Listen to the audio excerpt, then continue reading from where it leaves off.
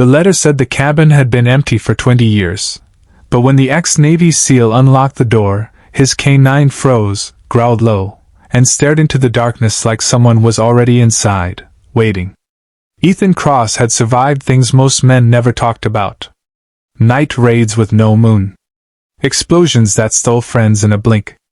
Orders that left scars no metal could cover. When he finally came home for good, the silence was louder than any battlefield. Only one being seemed to understand that silence. Rex, his retired military working dog. They had bled together, crawled together, and come back together when many didn't. So when the lawyer's letter arrived, it felt unreal. His grandfather, Henry Cross, was gone. A man Ethan barely knew beyond childhood summers and vague memories of strong hands and steady eyes. The letter mentioned no money, no house in the city, just a remote cabin deep in the mountains, passed down to Ethan alone. No explanations. No conditions. Just a key taped to the paper. The drive took 6 hours, climbing into land where cell signals vanished and memories grew heavier. The cabin appeared suddenly between tall pines, older than Ethan remembered, leaning slightly like a tired old soldier refusing to fall. Rex jumped out first, tail stiff, nose working hard. Something here didn't feel abandoned. Inside, dust coated everything, but not evenly. Some places were strangely clean, as if someone had stood there recently. Rex moved slowly, hackles raised. Ethan's instincts kicked in, the ones that never truly shut off. He scanned corners, checked windows, listened. Then he saw it. A heavy steel hatch set into the wooden floor, half hidden beneath an old rug. His grandfather had never mentioned a basement. Ethan pulled the ring and lifted. Cold air rushed up, carrying the smell of metal, oil, and time. A ladder descended into darkness. Rex whined softly, not fear, but warning. Down below, the light revealed a room that didn't belong to a cabin. Walls reinforced. Shelves lined with old military crates. Maps pinned to corkboards, some marked with dates decades old. And at the center, an oak table covered in photographs of soldiers, many of them young, many of them smiling, many of them with black ribbons drawn in ink at the corners. Ethan recognized some faces. Men officially listed as missing. Men whose deaths had never been explained. His heart pounded as he found a journal on the table, his grandfather's handwriting unmistakable. The first page read, "If you're reading this, Ethan, then you've inherited my war." The room wasn't a storage space. It was a confession. As night fell outside, Ethan realized something even more disturbing. This place wasn't just about the past. Several entries were dated after his grandfather supposedly retired. Some were only a few months old. Henry Cross hadn't stopped fighting. And whatever he'd been fighting might not be finished yet.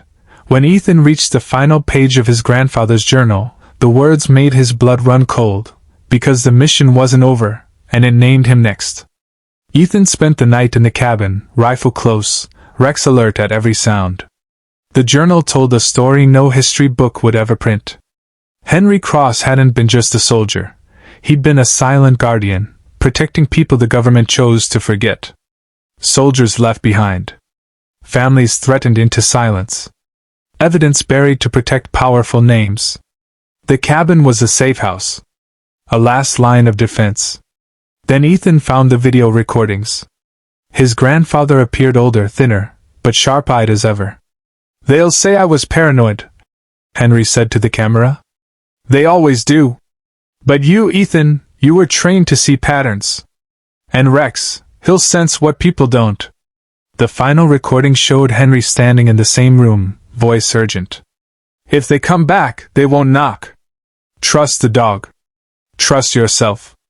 That's when the sound came from outside. Footsteps. Slow. Careful. Rex moved instantly, silent as a shadow, positioning himself between Ethan and the door. Headlights swept through the trees. A black SUV stopped too far from the cabin to be friendly. Ethan didn't panic. Training took over. He extinguished the lights, moved through the hidden exit Henry had built, and watched from the trees as armed men searched the cabin. Not thieves. Professionals. They were looking for something. Or someone. By morning they were gone. But the message was clear. Henry's enemies were still alive, and now they knew Ethan existed. Ethan faced a choice. Walk away, burn the cabin, disappear again into quiet survival. Or finish what his grandfather started. He chose the harder path. Over weeks, Ethan followed the clues Henry left behind, exposing buried truths and delivering evidence to the right hands. Some nights were dangerous. Some nearly broke him. But Rex stayed by his side, unwavering, a living reminder that loyalty outlasts fear. In the end, the cabin stood untouched, no longer a secret base, but a memorial. Ethan placed the journal back on the table and added one final page. You taught me that silence can protect, but truth can save. Rest now, Grandpa. I've got it from here. As Ethan and Rex walked away at sunrise, the weight on his chest felt lighter than it had in years. The war that haunted his family didn't end in violence, it ended in purpose. And for the first time since leaving the battlefield, Ethan understood something simple and powerful. Some missions don't end when the fighting stops. They end when someone brave enough chooses to carry the truth forward.